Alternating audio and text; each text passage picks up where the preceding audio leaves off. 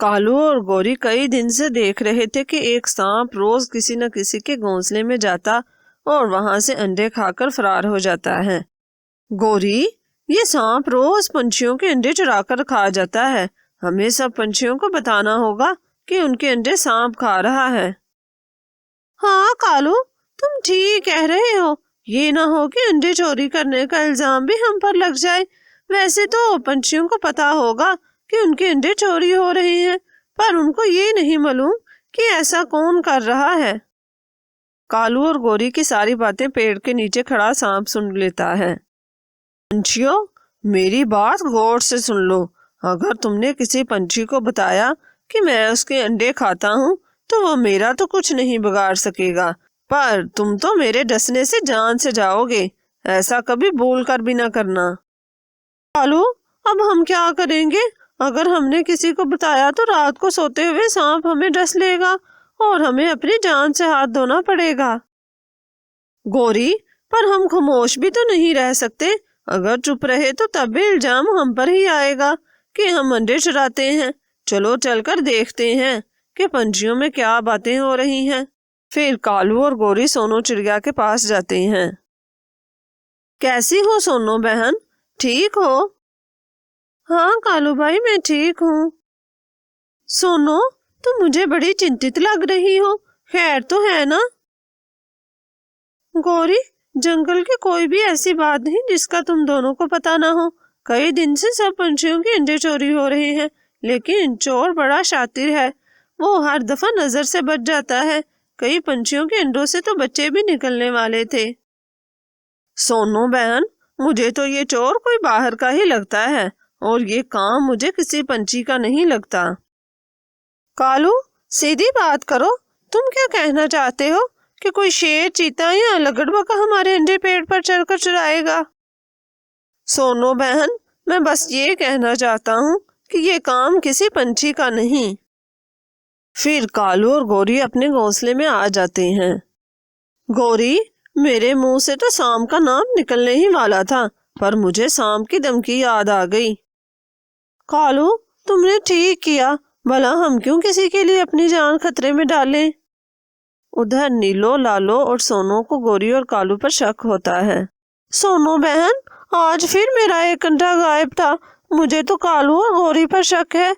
इनके अलावा कोई दूसरा पंछी ये काम नहीं कर सकता।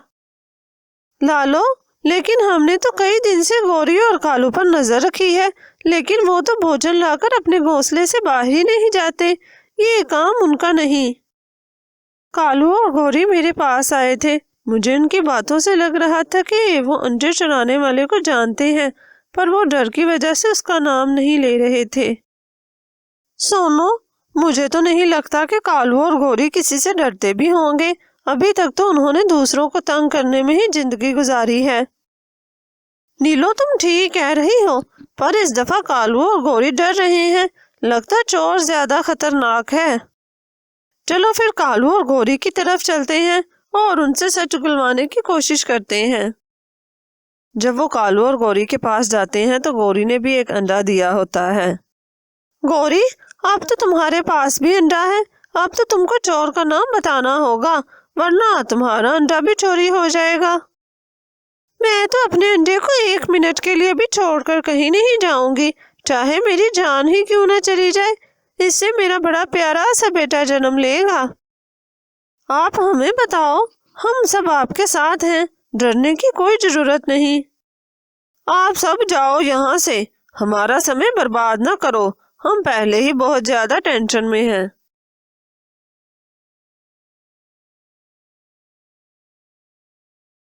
गौरी, तुम यहाँ से हिलना भी नहीं, मैं भोजन लेकर आता हूँ। दूसरी तरफ सोनू नीलो को कहती है, नीलो, तुम ये भोजन गौरी के पेड़ के सामने रखकर वहां छुप जाना। जैसे ही गौरी भोजन उठाने जाए तुम उसका अंडा उठाकर ले आना, लेकिन ये काम तुम बड़ी सावधानी से करना। इस तरह हम चोर को पकड़ सकते हैं।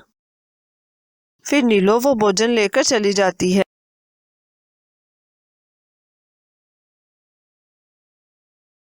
नीलो वो भोजन गौरी के पेड़ के सामने थोड़े ही फासले पर रख देती है। और खुद थोड़ी ही दूर छुप जाती है। ये भोजन पहले तो यहाँ नहीं था, लगता है कोई पंछी रखकर भूल गया है। इससे पहले कि कोई वापस लेने आए मैं उठाकर ले आती हूँ। इस तरह कालू को भोजन लाना नहीं पड़ेगा और हम दोनों मिलकर अंडे की हिफाजत करेंगे। जैसे ही गौरी भोजन उठाने जाती है, नीलो अंडा उठाकर ले जाती है। जब गौरी वापस आती है तो अंडा गायब देखकर उसके होश उड़ जाते हैं। हाय, मेरा अंडा है, ऊपर वाले मेरा अंडा कौन ले गया? जालिम सांप ने हमारे साथ धोखा किया है, मैं इसे जिंदा नहीं छोड़ूंगी। कालू तो मुझे जान से मार देगा। जब कालू आता है तो वो गौरी को बड़ी बातें सुनाता है। मैं कौन सा दूर गई थी, पेड़ के पास ही तो थी।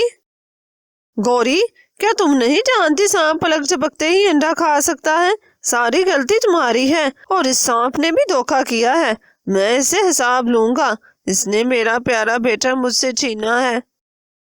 कुछ ही देर बाद सोनू और नीलो वहां पर आ जाती हैं। वो कालू और गौरी की सारी बातें सुन चुकी होती हैं। कालू, तुमने तो सांप वाला राज हमसे छुपाया, जिसकी सजा तुम्हें मिल गई। जैसे तुम्हें अपने अंडे का दुख है, ऐसे ही बाकी पंछियों को भी है। जो दूसरों का भला करते हैं उनका ही भला ऊपर वाला करता है। अगर तुम सच बता देते तो आज तुम्हें ये दिन न देखना पड़ता। कालू के दिमाग में एक योजना आती है और वो वहां से गुस्से से चला जाता है। कालू सीधा चील के घोंसले में जाता है। चील और उसकी पत्नी घोंसले में नहीं होती। कालू उनका अंडा उठाकर ले जाता है।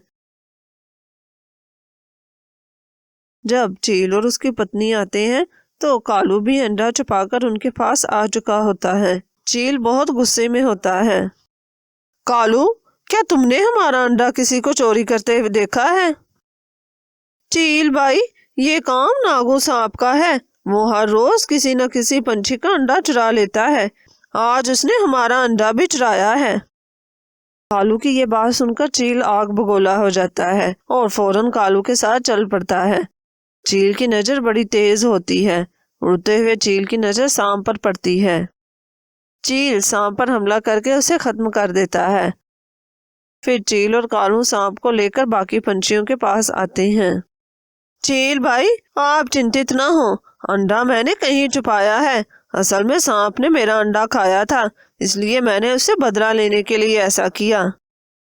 कालू की ये बात सुनकर चील पुरसुकून हो जाता है। कालू और गौरी, तुम्हारे लिए भी ये खुशखबरी है। हमने तुम्हारा अंडा छुपाया है ताकि ये जान सकें कि चोर कौन है। इस तरह कालू और गौरी भी खुश हो जाते हैं और जालिम सांप से छुटकारा पा लेते हैं। इस कहानी से हमें ये सीख मिलती है कि हमें दूसरों के दर्द को अपना दर्द समझना चाहिए और हर बुरे काम का अंत बुरा होता है।